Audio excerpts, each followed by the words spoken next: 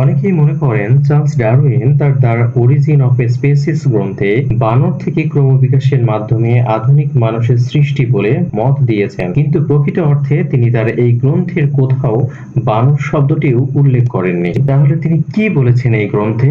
চলুন জেনে নেওয়া যাক। একজন সচ্ছল ইংরেজ ডাক্তারের ছেলে চার্লস ডারউইন মন্ত্রী হওয়ার জন্য কেমব্রিজে লেখাপড়া করছিলেন। 1831 খ্রিস্টাব্দে ডারউইন স্নাতক ডিগ্রি লাভ করার পর অবসরে উদ্ভিদবিদ্যা, প্রাণীবিদ্যা ও কীটপতঙ্গ চর্চায় অতিবাহিত করার সিদ্ধান্ত গ্রহণ করেন। তিনি নৌ-জরিপ জাহাজ HMS বেগল এ প্রকৃতি বিজ্ঞানীর পদে একটি চাকরি পেয়ে যান।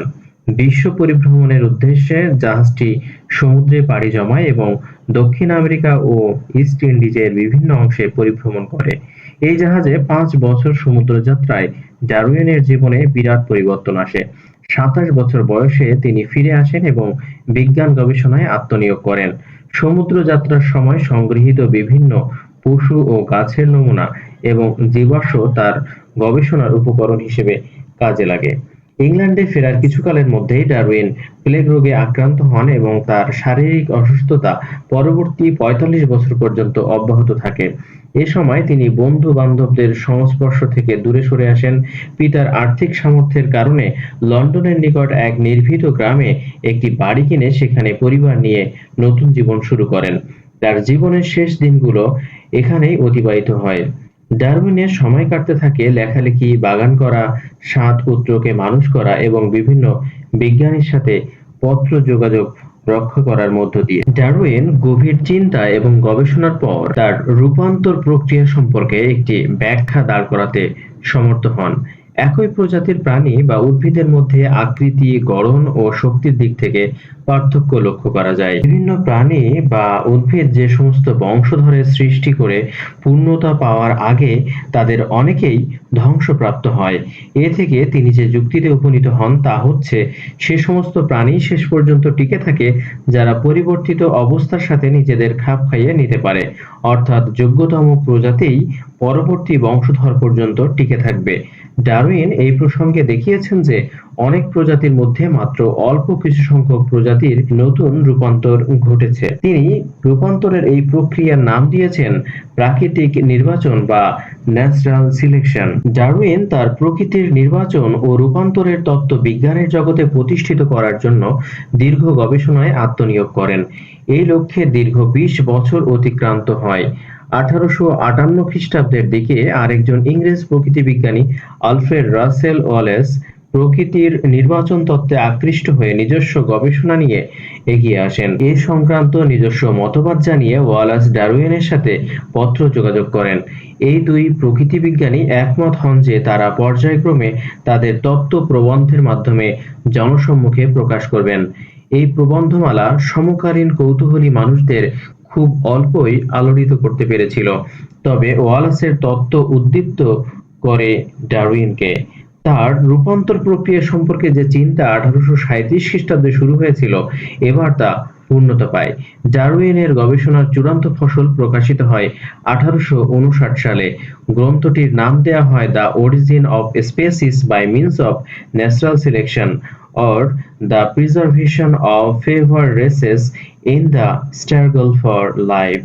এই গ্রন্থের মধ্য দিয়ে ডারউইন প্রকৃতির নির্বাচন তত্ত্ব ও মানুষের ক্রমবিকাশের ধারা সম্পর্কে বিস্তৃত বিশ্লেষণ উপস্থাপন করেছেন। ডারউইন তার origin of species by means of natural selection গ্রন্থে মানুষের ক্রমবিকাশের ধারা সম্পর্কে যে ধারণাটি প্রদান করেছেন, সেখানে তিনি বলেছেন, মানুষ আসলে এব বা বন মানুষ সদৃশ কোনো প্রাণী থেকে ক্রমান্বয়ে বিবর্তিত হয়ে আজকের এই অবস্থানে এসেছে। এব থেকে মানুষের রূপান্তরের প্রক্রিয়াটি রাতারাতি হয়নি, খুব ধীরে লাখ লাখ বছর ধরে তা সাধিত হয়েছে।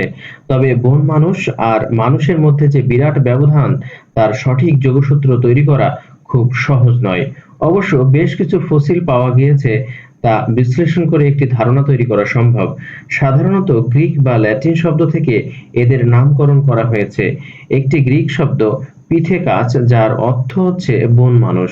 অন্য শব্দ অ্যানথ্রোপো বলতে বোঝায় মানুষ।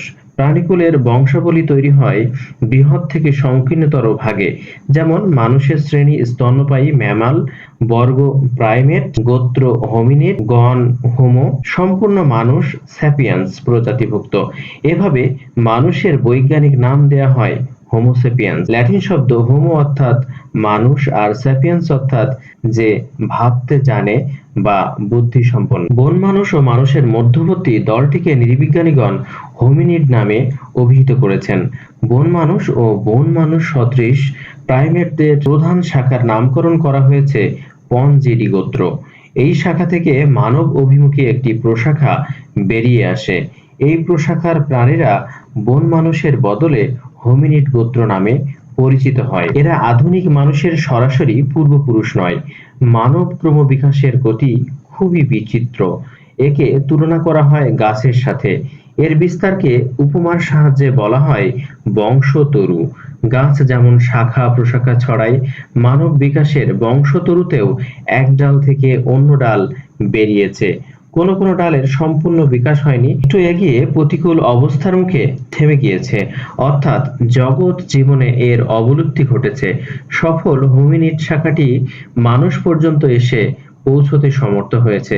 এ শাখাটি অনুসরণ করতে পারলেই ক্রমবিকাশের ধাপগুলো স্পষ্ট করা সম্ভব। ডারউইনের তত্ত্বটি বিশ্লেষণ করলে বোঝা যায় যে তিনি বানর নয়, মূলত বন মানুষের একটি অগ্রগামী ধারা থেকে ক্রমান্বয়ে বিবর্তনের মাধ্যমে আধুনিক মানুষের সৃষ্টি হয়েছে বলে যুক্তি প্রদান করেছেন। তবে তার এই যুক্তিটি সর্বজন গ্রহণযোগ্য এমনটি নয়।